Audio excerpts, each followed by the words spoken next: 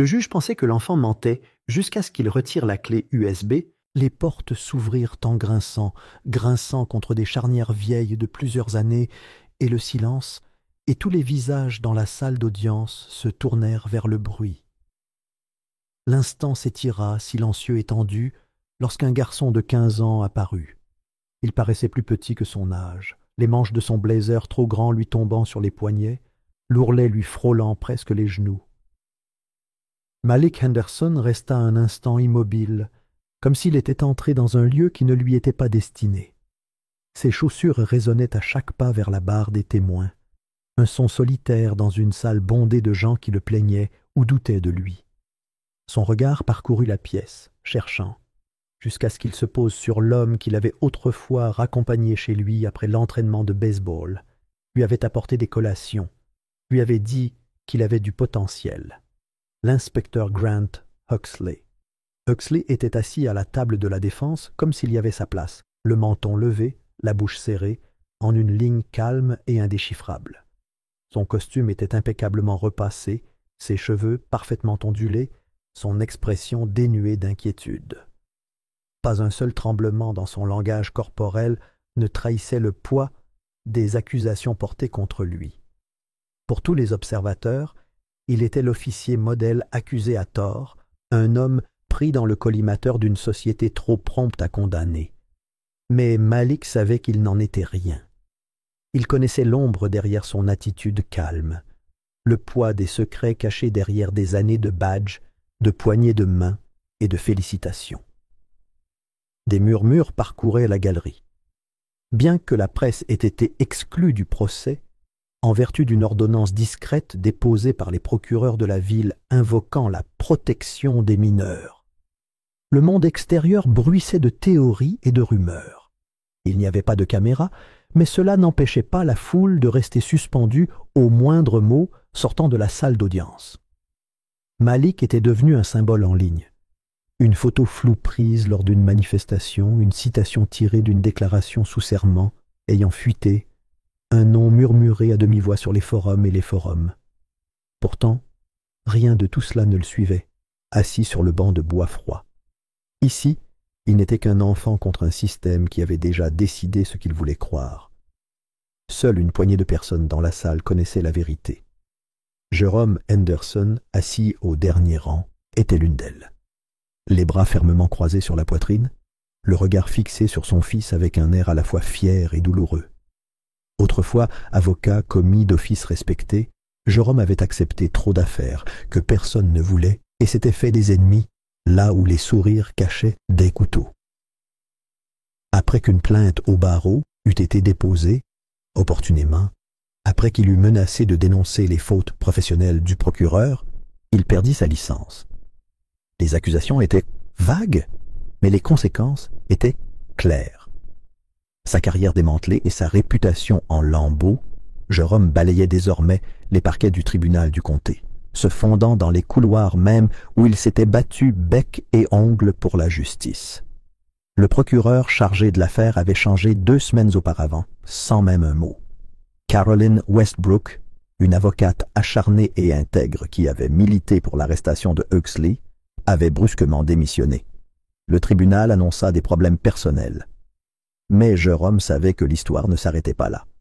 Caroline s'était confiée à lui après avoir constaté des interférences inhabituelles. Demande de surveillance refusée, assignation à comparaître mystérieusement perdue, dossier retardé par des erreurs informatiques qui semblaient toujours n'affecter que cette affaire. À présent, son remplaçant, Connor Briggs, la trentaine à peine, était assis, affalé à la table de l'accusation. Il consultait son téléphone plus que le dossier et n'avait pas posé une seule question préparatoire à Malik. Le juge Elston Mayer dominait tout cela, portant sa robe noire telle une couronne. Mayer avait une réputation vieille, de plusieurs décennies, connue pour sa capacité à s'en prendre aux délinquants de rue tout en traitant les forces de l'ordre comme des membres de sa famille. Il siégeait à la magistrature depuis si longtemps que personne ne remettait en question son impartialité. Sa salle d'audience était un cimetière pour les affaires qui remettait en cause l'organisation du pouvoir de la ville. Maintenant, il s'est penché en arrière sur sa chaise, les yeux froids et indéchiffrables, alors qu'il regardait Malik s'approcher de la barre des témoins. L'huissier leva la main et Malik prêta serment.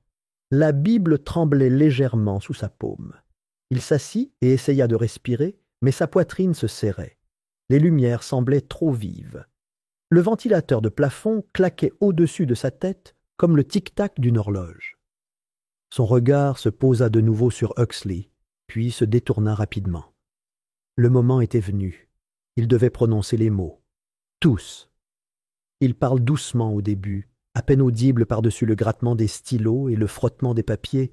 Il dit que Huxley avait été comme un membre de sa famille, qu'il lui avait fait confiance, qu'il l'admirait, qu'après la mort de sa mère, Huxley lui avait proposé son aide, des trajets pour l'entraînement, des repas quand le réfrigérateur était vide, des conseils pour gérer la situation. Cela avait ressemblé à de la gentillesse, à du mentorat. Mais vint ensuite la nuit où il était resté dormir, puis la nuit d'après. Les frontières s'étaient estompées. Il raconta comment Huxley lui disait qu'il était spécial, qu'il avait de la chance, comment il avait averti Malik de ne parler à personne, car personne ne le croirait de toute façon. « Je connais le chef, je connais le maire, je connais même le juge, » dit Malik, la voix brisée par le souvenir qui lui revenait. Les mots étaient à peine plus qu'un murmure, mais ils résonnèrent dans la salle d'audience comme un coup de tonnerre. Un petit rire sourd s'échappa du côté de la défense. L'un des avocats de Huxley, peut-être un assistant juridique. Le juge ne dissimula pas son irritation. Il prit son marteau et frappa le bois d'un coup sec et net. « Tenons-nous-en au fait, jeune homme, » dit-il froidement. Malik se figea. La chaleur de sa poitrine s'évanouit. Son regard parcourut la salle. Briggs semblait ennuyé, le jury impassible, Huxley impassible. Même le juge Meyer semblait déjà à mi-chemin du verdict. Mais Malik n'avait pas tout dit. Il avait caché quelque chose qui ne pouvait être ni contesté, ni transformé en suspicion, quelque chose qu'il avait caché pendant des semaines dans un classeur scolaire creusé, enveloppé dans une vieille chaussette et conservé sous une latte de parquet dans sa chambre. Il n'avait pas osé le rapporter à la police, pas après avoir vu comment le dernier détective en qui il avait confiance l'avait trahi.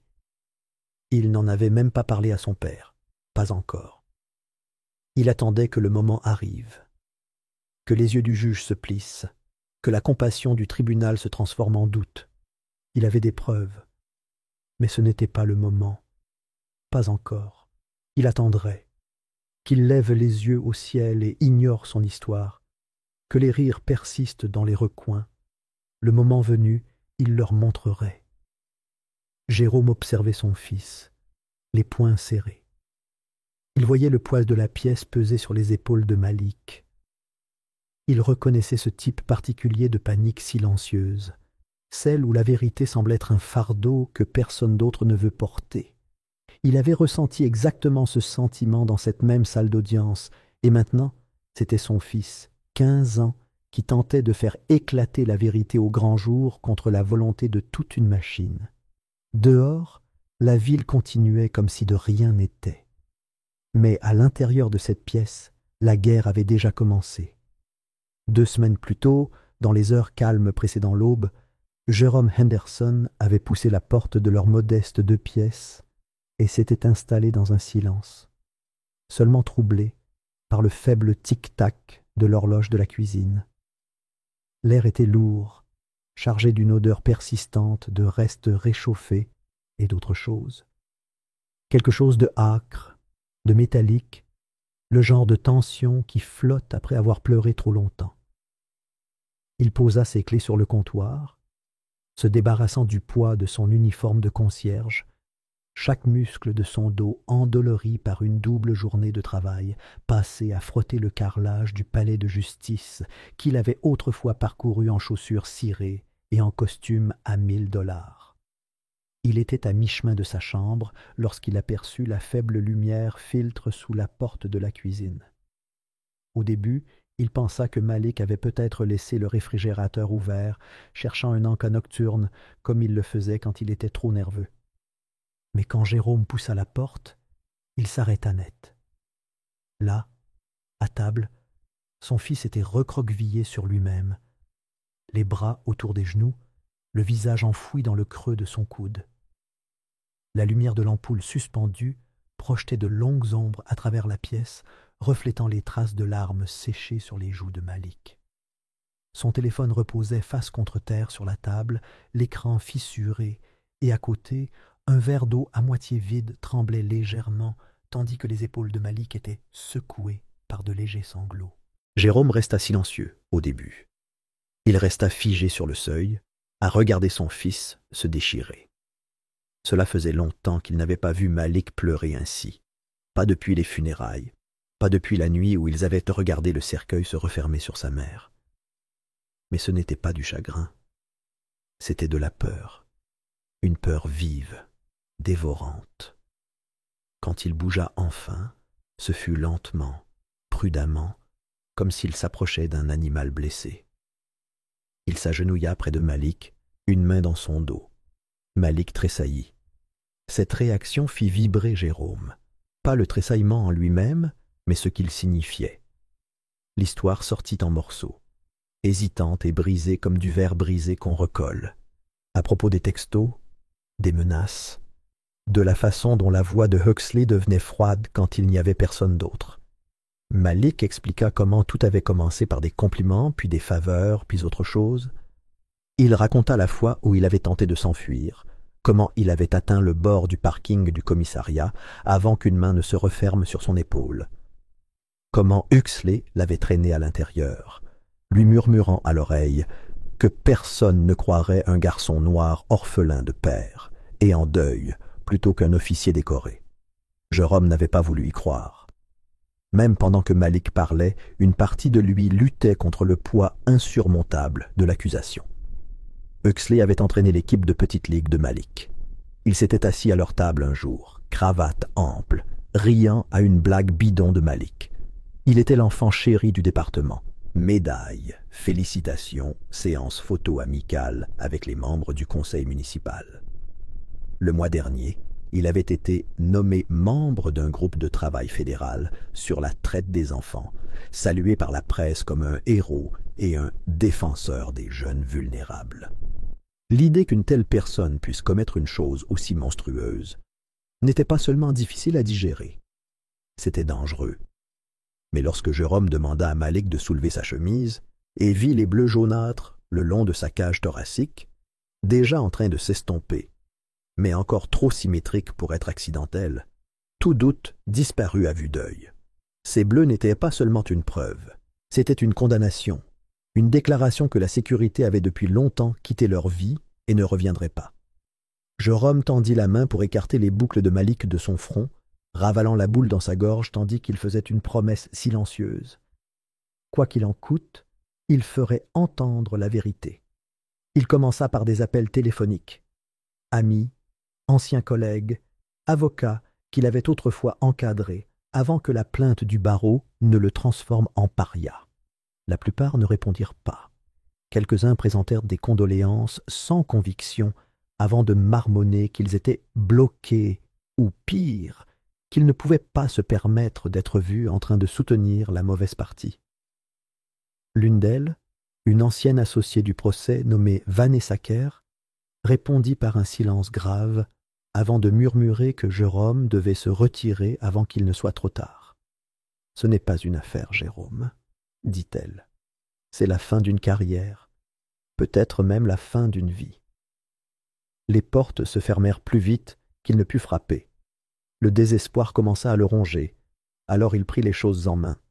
Il resta assis à la table de la cuisine pendant des heures, téléphone dans une main, stylo dans l'autre, à griffonner des notes, comparer des horodatages, reconstituer la chronologie de ce que Malik avait vécu. Pendant que Malik dormait, Jérôme brancha soigneusement son téléphone sur un vieil ordinateur portable, exécutant des programmes de récupération pour récupérer les fichiers supprimés. Le travail fut lent, minutieux. Beaucoup de messages avaient disparu, nettoyés si minutieusement qu'il n'en restait que des fragments.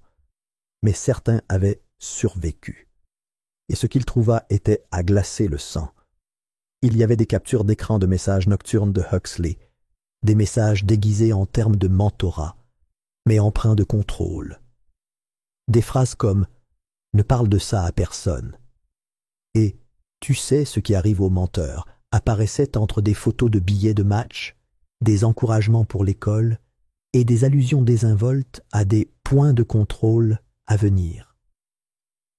Puis arrivèrent les extraits audio, à peine audibles au début, mais l'un d'eux se démarqua particulièrement. Un enregistrement étouffé, probablement réalisé alors que Malik avait son téléphone dans la poche de son sweat à capuche. La voix était reconnaissable, calme, mesurée, mais teintée d'une menace discrète. Huxley rappelait à Malik que la ville lui devait quelque chose, qu'il pouvait détruire la vie d'un garçon sans même le toucher, que même le juge lui devait des faveurs. Et puis il y avait la clé USB. Malik l'avait cachée au fond de sa chambre, enfouie dans un camion jouet évidé qu'il n'avait pas touché depuis des années.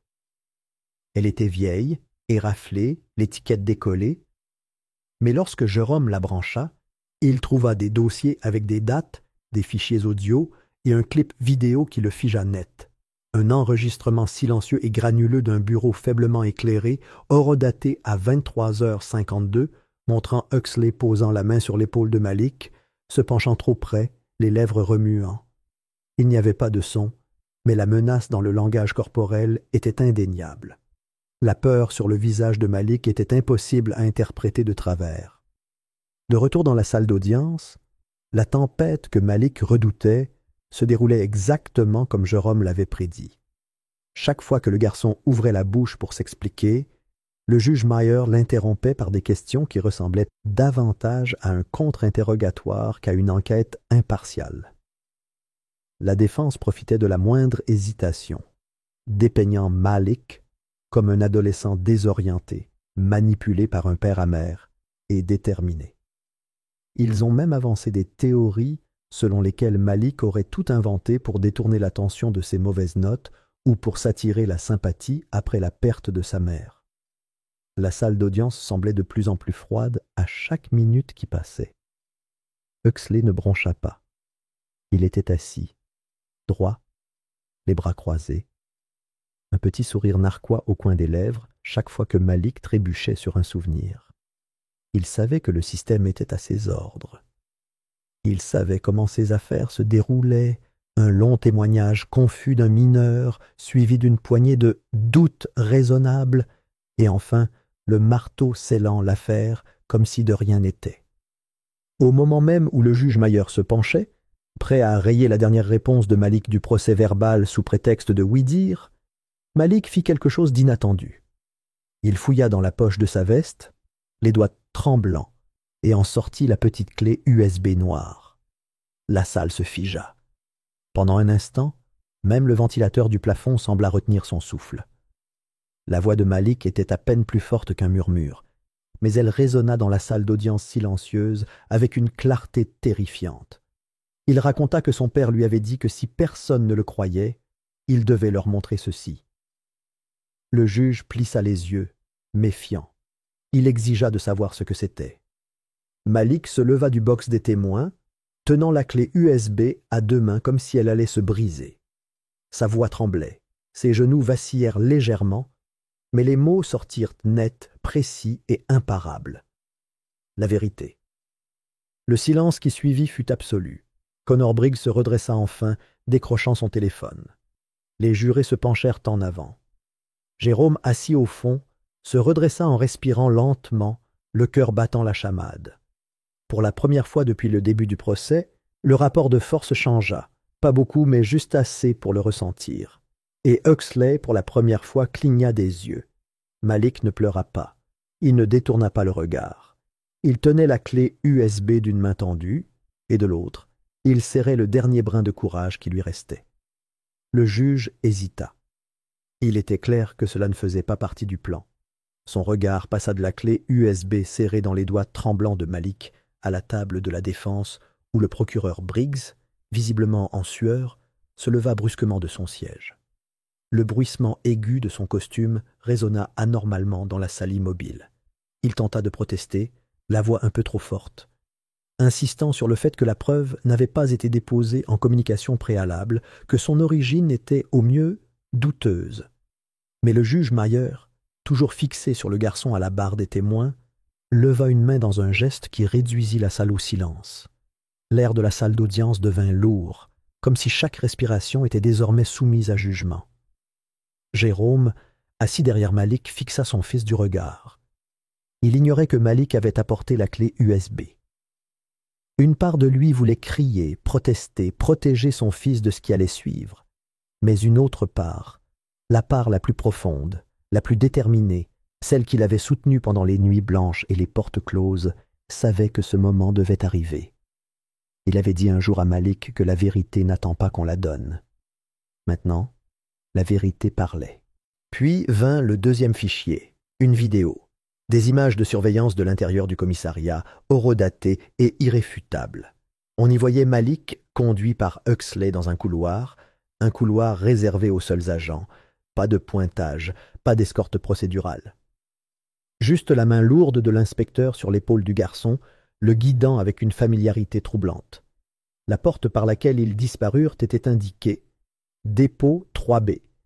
Mais ceux qui travaillaient au commissariat savaient qu'il ne s'agissait pas d'un local de stockage.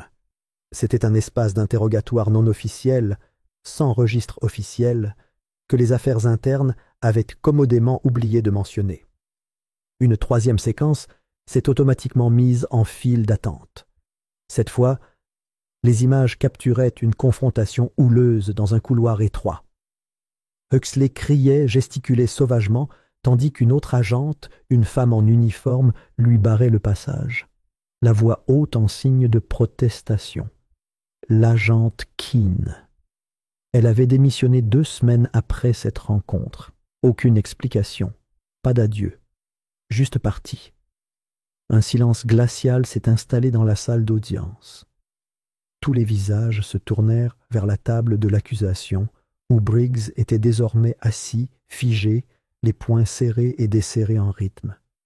Même le juge semblait déstabilisé, son attitude sévère d'antan émoussée par ce qu'il avait vu.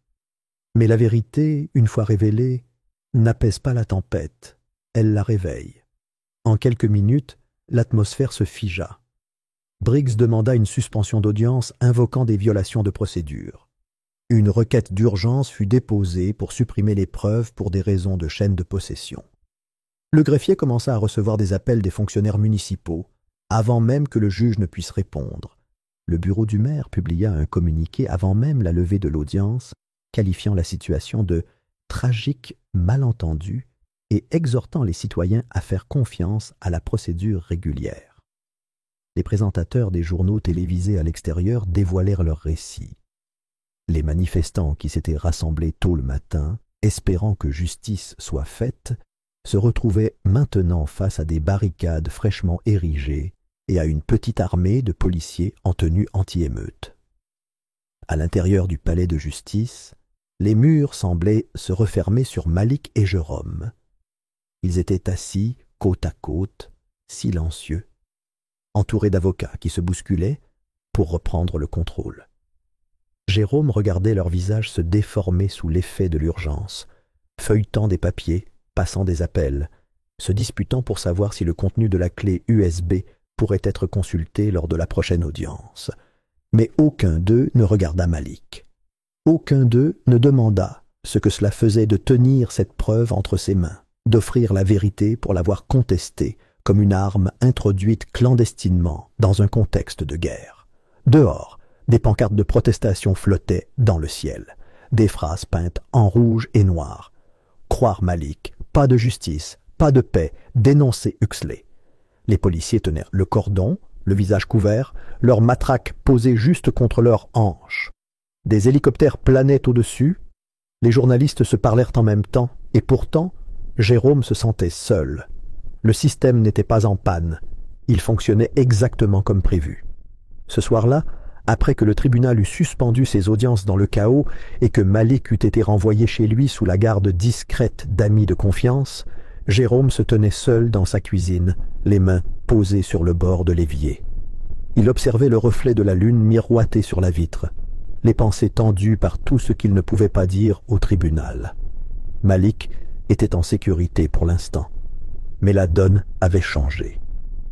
Ce qu'ils avaient espéré être une plaie ouverte de justice était déjà suturé par le pouvoir, refermé par le jargon procédural et la peur institutionnelle. On frappa doucement à la porte, trop faible pour un voisin, trop mesuré pour une coïncidence. Il ouvrit et trouva un homme en costume sombre, sans cravate, chaussures cirées à l'éclat militaire. Son visage était calme, mais sa présence emplissait l'embrasure d'une telle pression que Jérôme s'agrippa au chambranle. L'homme ne se présenta pas. Pas de badge, pas de carte, juste des mots, calmes et clairs. S'il voulait que Malik obtienne son diplôme, qu'il aille à l'université, qu'il grandisse libéré de ce poids, Jérôme laisserait la ville faire le ménage à sa manière. Il y aurait du pot de vin, des promesses, des dossiers scellés. Ils pouvaient s'en aller, tous les deux. Mais seulement s'il arrêtait, seulement s'il comprenait le prix à payer pour continuer. Jérôme ne sourcilla pas. Il repensa à la nuit où Malik avait pleuré dans la cuisine. Il repensa aux bleus mal cicatrisés, aux avocats disparus, à la résignation silencieuse dans les yeux de l'agent Keane. Il repensa à tout ce qu'il avait déjà enterré, son travail, sa réputation, sa peur. Mais il n'enterrerait pas la vérité. Il dit à l'homme ce qu'il avait dit à Malik. Il avait déjà trop perdu. Il n'enterrerait pas la vérité de son fils juste pour que d'autres puissent garder leur secret. L'homme ne protesta pas. Il hocha simplement la tête une fois, puis recula dans la nuit. Alors que la porte se refermait, Jérôme comprit que le prix à payer ne faisait que commencer. Mais il savait aussi une chose. Malik n'était plus seul, et la vérité non plus. La salle d'audience débordait d'une énergie débordante. Une mère Dieu rivée sur le banc comme pour déchiffrer les intentions d'un homme qui avait bâti son héritage sur la prévisibilité. Mais le juge Elstone-Meyer, autrefois inébranlable dans ses convictions et rigide dans ses décisions, semblait désormais tout sauf sûr de lui. Ses mains, habituellement fermes lorsqu'il tenait son marteau, tressaillirent légèrement tandis qu'il triturait des documents qui n'offraient plus le réconfort de la clarté. Sa peau pâle contrastait fortement avec sa robe sombre, symbole silencieux de la pression qui pesait sur lui. Il avait déjà rejeté des accusations similaires, se rangeant toujours du côté des forces de l'ordre, mais quelque chose s'était fissuré, que ce soit le poids du tollé général, le caractère indéniable des preuves, ou le regard hanté d'un garçon de 15 ans. Personne ne pouvait l'affirmer avec certitude. La salle d'audience s'était habituée au drame au cours de la semaine écoulée, mais rien ne l'avait préparé à cela. Les fuites avaient tout changé. Ce qui était autrefois un procès à huis clos, sous le coup de l'interdiction des médias, était devenu un titre national. Les images de la clé USB, autrefois traitées comme un simple détail, étaient devenues virales. Des lanceurs d'alerte anonymes avaient soumis des déclarations sous serment, des chronologies et des courriels internes à des groupes de surveillance indépendants. Plus accablant encore, l'agent Keane, porté disparu depuis près d'un mois, avait refait surface. Dans une vidéo enregistrée depuis ce qui semblait être une pièce nue et sans fenêtre, il confirmait tout ce que Malik Henderson avait déclaré. Il parlait lentement, la voix brisée par l'émotion et la peur, décrivant comment l'inspecteur Grant Huxley avait agi en toute impunité, protégé par un réseau d'agents et de fonctionnaires plus soucieux de préserver leur image que de protéger les enfants. Dans la salle d'audience, la tension était palpable. Le procureur Connor Briggs, désormais visiblement émacié et les yeux creux, se tenait à la table de l'accusation, l'air de vouloir être englouti tout entier. Ses requêtes s'étaient enhardies ces derniers jours, mais pas dans le sens escompté. Sa dernière tentative, une tentative d'abandonner toutes les charges dans l'attente d'une vague enquête complémentaire, était la plus audacieuse à ce jour. Le tribunal connaissait le poids de cette phrase. C'était le cimetière bureaucratique où les vérités accablantes étaient enterrées pour ne plus jamais être exhumées. Le juge Meyer parcourut la salle d'audience du regard. Malik était assis en silence à côté de son père, Jérôme, tous deux immobiles, comme s'ils se préparaient au coup de grâce. Briggs s'avança, la voix basse, répétée, peu convaincante, affirmant que les preuves avaient été entachées, que trop d'erreurs de procédure les rendaient peu fiables. Il affirmait que Malik avait été contraint, que la tension virale avait rendu l'affaire intenable. Alors que la plume du juge se dirigeait vers l'ordonnance de non-lieu, Jérôme se leva, sans demander la permission, sans hésitation. Il passa devant les rangées de spectateurs assis, la salle d'audience silencieuse, à l'exception du léger craquement du sol sous ses pas. Il ne se tenait pas à la barre des témoins, ni à la table de la défense, mais juste devant le banc. L'huissier s'avança, la main sur son arme de poing. Les agents de sécurité se tendirent, mais le juge Mayer leva la main, d'une voix calme mais ferme, pour les arrêter. Jérôme ne parlait pas avec fureur. Il parlait avec l'épuisement d'un homme qui avait enterré sa réputation, sa carrière, presque sa propre raison dans sa quête de vérité. Il parlait d'un système construit non pas pour rendre justice, mais pour écraser ceux qui n'en avaient pas les moyens. Il parlait de garçons comme Malik, oubliés, négligés, victimes. Il dressait le portrait non pas d'un seul monstre, mais de plusieurs. Ceux qui restaient silencieux, ceux qui riaient, ceux qui détournaient le regard. Et à travers tout cela, il parlait d'un garçon qui n'avait pas fui, un garçon qui, contre toute attente, avait choisi de parler. La salle n'explosa pas. Ce n'était pas nécessaire. Le silence pesait comme un poids sur chaque poitrine. Le juge Mayer baissa sa plume. Il regarda à nouveau Malik, non pas sa taille, son âge, ses origines, mais sa détermination. Et pour la première fois, Mayer ne vit pas de rébellion. Il ne vit ni manipulation ni illusion. Il vit un survivant. Sa voix tremblait tandis qu'il parlait, comme si elle portait le poids de toutes les affaires qu'il avait jamais enterrées, de toutes les voix qu'il avait jamais réduites au silence. Il rejeta la requête en non-lieu, déclara que le procès se poursuivrait dans son intégralité. Chaque élément de preuve serait examiné, chaque témoin entendu. Pendant un instant, rien ne bougea. Puis, ce fut le coup de grâce, des vagues d'applaudissements, des larmes, des cris dans les couloirs. Les gens à l'extérieur du bâtiment, regardant sur des écrans, éclatèrent en acclamations. À l'intérieur, Malik était figé, les yeux écarquillés tandis que la main de son père lui serrait l'épaule. De l'autre côté de la pièce, le visage de Grant Huxley devint fantomatique. Son assurance s'effondra. Son avocat se pencha pour murmurer quelque chose, mais Huxley ne réagit pas. Pour la première fois, il ressemblait à un homme sans plan. Ce qui suivit dans les semaines qui suivirent ne fut rien d'autre qu'un jugement. D'autres victimes se manifestèrent, des hommes jeunes, certains à peine plus âgés que Malik, d'autres adultes et endurcis, chacun avec des histoires reprenant le même schéma. Des policiers autrefois considérés comme intouchables furent suspendus, interrogés, inculpés. Les enquêtes s'élargirent. Le service des affaires internes de la ville fut vidé de son contenu et reconstruit. Le maire, qui avait autrefois publiquement loué Huxley, démissionna après la diffusion d'enregistrements le montrant en train de plaisanter sur un excès de zèle dans la sensibilisation de la communauté. Une enquête fédérale fut ouverte sur le système judiciaire de la ville. Les transcriptions des audiences furent examinées. Des dizaines d'anciennes affaires furent rouvertes. Des avocats, autrefois silencieux, se manifestèrent avec des journaux intimes, des journaux d'appel et des enregistrements secrets. L'histoire cessa de se limiter à un seul garçon. Elle devint le reflet d'une ville brisée. Malik ne remit plus jamais les pieds dans cette salle d'audience. Son rôle était terminé, mais son nom ne s'effaça pas. Dans le hall du palais de justice, où étaient autrefois accrochées des plaques honorant les policiers de l'année, un nouveau monument fut installé. C'était simple, de la pierre, de la taille d'une boîte à chaussures, en forme de clé USB, pas de visage gravé, pas de nom gravé, juste une gravure en dessous. On pouvait y lire.